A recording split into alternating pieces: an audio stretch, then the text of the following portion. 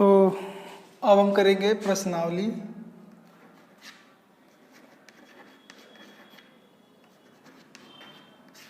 नौ दशमलव दो, ठीक है। तो इसका पहला क्वेश्चन लिखा है आकृति 9.15 में। तो एक आकृति बनी हुई है, तो पहले मैं बना लेता हूँ।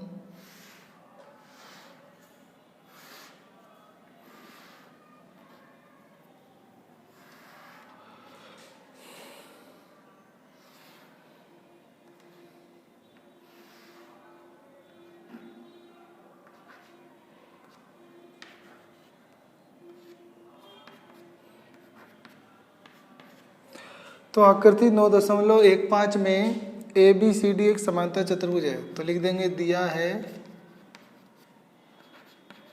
ABCD एक समांतर चतुर्भुज है।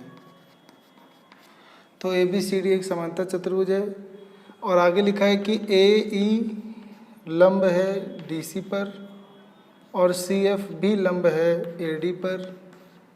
लिखा है कि यदि AB बराबर 16 सेंटीमीटर हो और AE बराबर 8 सेंटीमीटर हो और CF बराबर 10 सेंटीमीटर हो तो ज्ञात करना है AD। तो ज्ञात करना है AD की लंबाई। तो देखो ABCD एक समांतर चतुर्भुज है, तो आमने सामने भुजाएं बराबर और समांतर होती हैं। AE लंब है DC पर, यानी AE इसके ऊपर लंब है DC पर और CF लंब है AD पर। तो CF ये लंब है AD पर। AB 16 सेंटीमीटर है, तो ये भी 16 सेंटीमीटर हो जाएगा CD। AE 8 है, तो ये AE वाला 8 है, 8 सेंटीमीटर। CF 10, ये CF वाला जो हाइट है ये 10 है।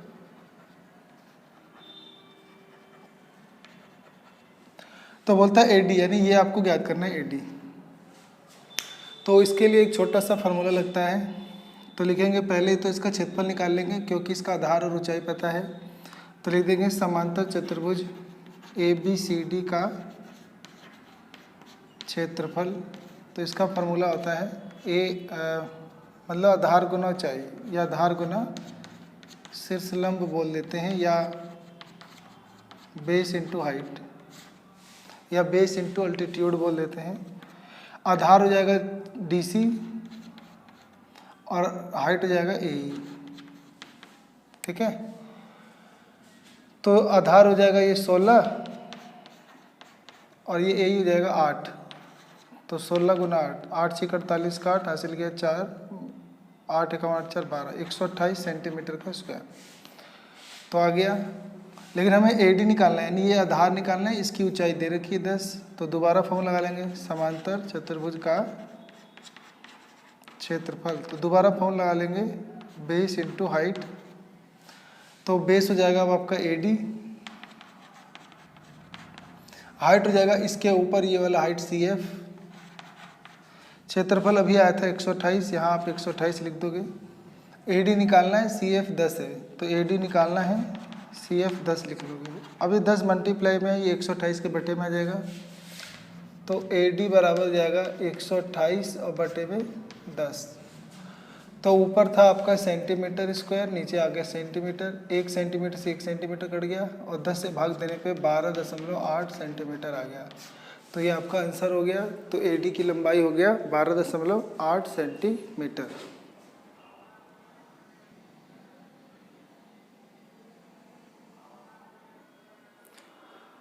तो दूसरा क्वेश्चन करेंगे। दूसरे में लिखा है, तो दूसरे में लिखा है कि यदि EFG और H क्रमशः समांतर चतुर्भुज ABCD की भुजाओं के मध्य बिंदु हैं, तो दर्शाइए कि एरिया AEGH बराबर है आधा एरिया, हाफ एरिया ABCD। तो समांतर चतुर्भुज लिखा है, साफ साफ ABCD समांतर चतुर्भुज है। तो अब आप क्या करोगे, तो एक समांतर चतुर्भुज बना लो आप, ठीक है।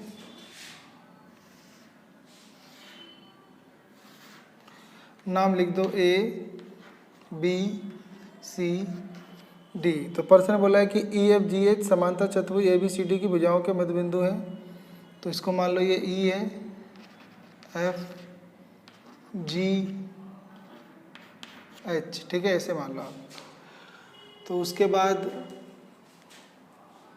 तो लिख दो, पहले दिया है कि ए बी सी डी एक समांतर चतुर्भुज है, पैरेललोग्राम है, और ई एफ जी एच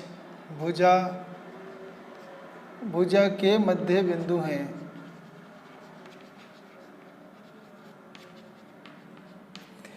फिर आपको लिख दो यहाँ पे, आप लिख दो यहाँ पे सिद्ध करना है। तो क्या सिद्ध करना है कि ए ई एफ जी एच का क्षेत्रफल है आधा पूरे समांतर चतुर्भुज ए बी सी डी का। तो मिला लेते हैं ई एफ जी एच, ठीक है, ऐसे मिला लेते हैं, ठीक है। तो इसके अंदर अब सिद्ध करने के लिए एक रचना करनी पड़ेगी, हम इसको मिला लेंगे। तो लिख देंगे एच को एफ से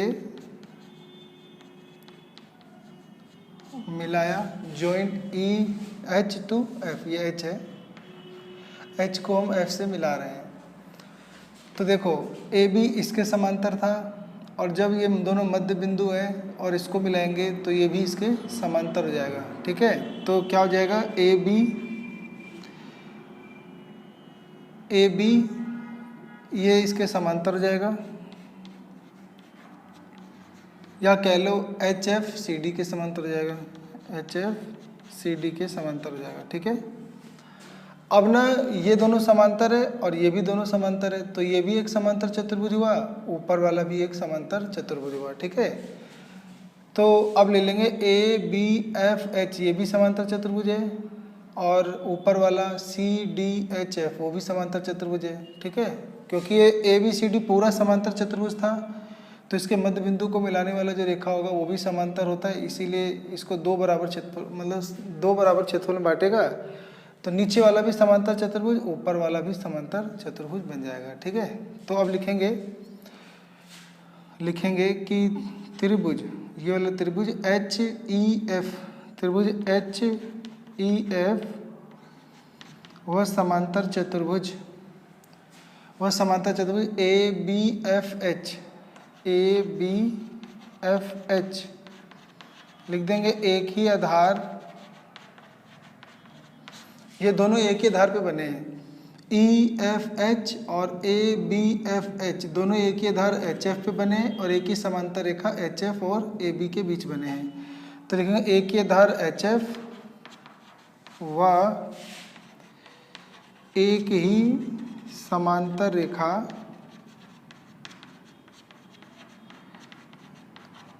एच एफ और ए बी, एच एफ व ए बी के बीच स्थित है। तो यहाँ पर लिख दोगे हम जानते हैं, तो यहाँ पर एक लाइन लिख दोगे, हम जानते हैं कि यदि एक त्रिभुज व एक समांतर चतुर्भुज एक ही आधार व एक ही आधार व एक ही समांतर रेखाओं के बीच स्थित हों तो त्रिभुज का क्षेत्रफल समांतर चतुर्भुज के क्षेत्रफल का आधा होता है, आधा यानी हाफ होता है। तो क्या हो जाएगा कि ई एफ एच का क्षेत्रफल, तो ई एफ एच का क्षेत्रफल आधा हो जाएगा क्षेत्रफल A B F H, A B F H, ठीक है। तो इक्वेशन फर्स्ट आ जाएगा। ऐसे ही अब लिखोगे इसी प्रकार, तो इसी प्रकार अब ये ऊपर वाला हिस्सा दिख रहा है जी एच एफ और सी डी एच एफ, ये भी एक ही आधार एच एफ और एक ही समांतर रेखा एच एफ और डी सी के बीच स्थित है। तो इस त्रिभुज का भी क्षेत्रफल इस समांतर चतुर्भुज क्षेत्रफल का आधा कहलाएगा, ठीक है। तो ये भी लिख देंगे। इसी प्रकार त्रिभुज GHF वह समांतर चतुर्भुज DHFC लिख दो। एक ही आधार HF व एक ही समांतर रेखा HF व DC के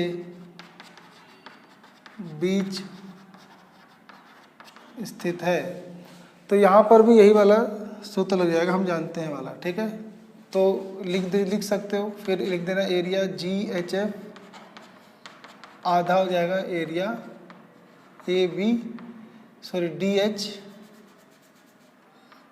DHCF, गलत हो गया, DHFC।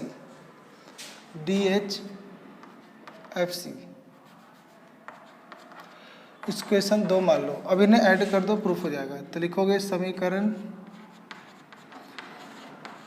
1 व 2 जोड़ने पर, ठीक है, 1 और 2 जोड़ने पर, तो ये त्रिभुज जोड़ दो। तो त्रिभुज EFH और प्लस त्रिभुज GHF, ऐसे ये दोनों जोड़ोगे तो 1/2 एरिया ABFH और प्लस आधा एरिया, ये जोड़ दो DHFC, ठीक है। तो ये त्रिभुज और ये त्रिभुज जुड़ेगा तो ये दोनों जुड़ के बन जाएगा EFGH। तो लिख देंगे क्षेत्रफल एरिया EFGH। इसमें से 1/2 कॉमन लेंगे तो ये दोनों जुड़ जाएगा, और दोनों ये वाला आधा समांतर चतुर्भुज दोनों जुड़ेगा तो पूरा समांतर चतुर्भुज ABCD बन जाएगा। तो यहाँ लिख देंगे एरिया ABCD। तो हमें यही प्रूफ करना था, तो इति सिद्धम। तो ये आपका प्रूफ हो जाएगा, ठीक है।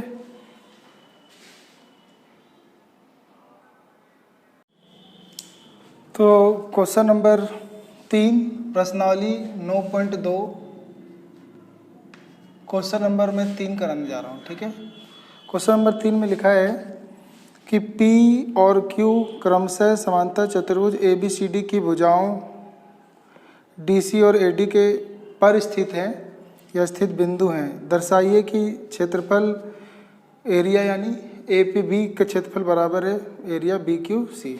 तो आपको बनाना है ABCD एक, तो ABCD समांतर चतुर्भुज ABCD लिखा है, तो पहले आप समांतर चतुर्भुज बना लो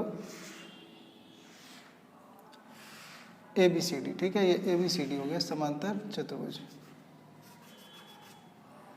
तो मान लो ये A है, ये B है, ये C है, ये D है। तो ABCD समांतर चतुर्भुज की भुजाओं DC और AD पर बिंदु P और बिंदु Q स्थित है, ठीक है, यही लिखा है। आगे लिखा है कि सिद्ध करना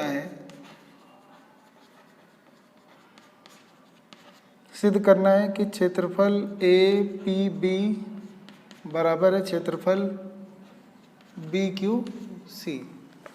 तो क्षेत्रफल APB बना लेते हैं, ये रहा APB, यानी इस त्रिभुज का क्षेत्रफल बराबर है BQC। तो BQC मिला लो BQC।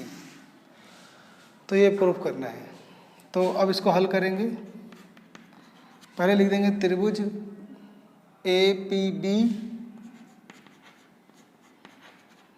व समांतर चतुर्भुज ABCD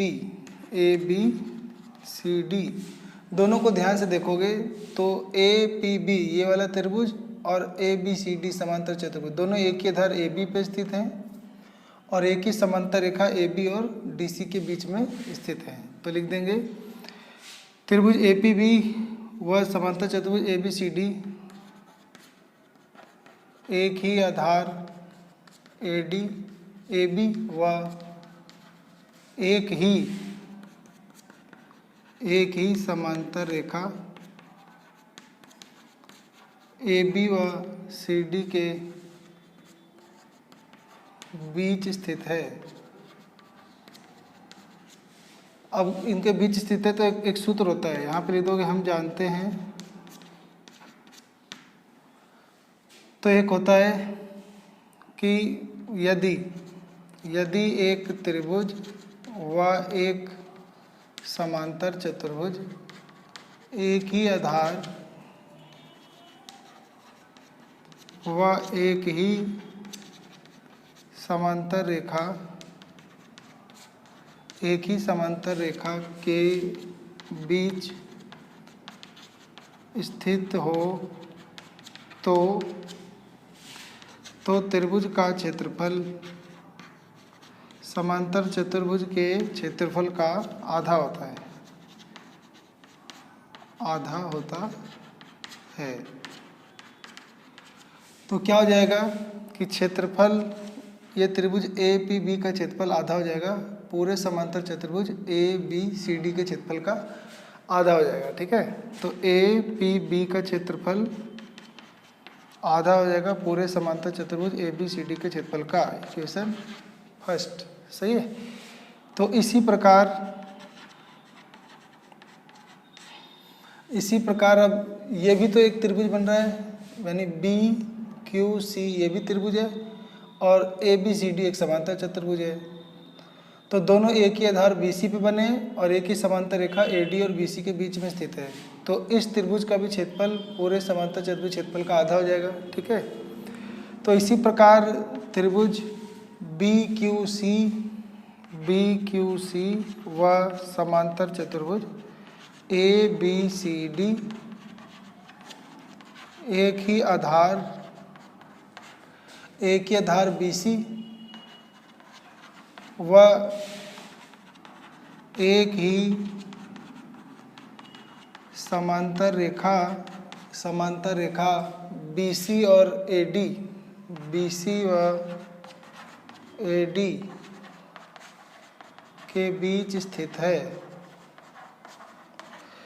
तो दोबारा यहाँ पे लिख सकते हैं, यही वाली लाइन हम जानते हैं। ठीक है, तो क्या हो जाएगा कि फिर क्षेत्रफल बी क्यू सी का क्षेत्रफल हो जाएगा आधा समांतर चतुर्भुज ए बी सी डी के क्षेत्रफल का आधा हो जाएगा। इक्वेशन 2 मान लेंगे इसे। ठीक है, अब लिखेंगे समीकरण 1 व 2 से।